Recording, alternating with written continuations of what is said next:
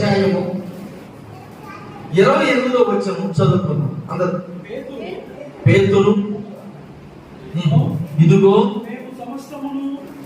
మేము సమస్తమును విడిచిపెట్టి నిన్ను వెంబడించదని ఆయనతో చెప్పసాగి. అక్కడ అవుదాం అందుకనా పేతురు అంటున్నాడు.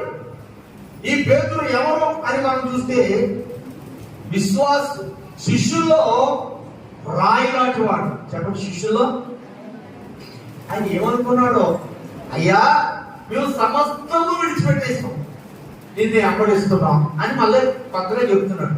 ఎదురు తెలియదండి, చెప్పండి. మీరు వస్తున్నారని తెచ్చుకోవాలి లేదా? ఏమో వస్తున్నారని తెలుసు కదా. మరి ప్రభుత్వం చాలా పిలిచిందే ప్రభు పిలిచాడు, వచ్చేసాడు, విడిచిపెట్టి వచ్చేసాడు. మళ్ళా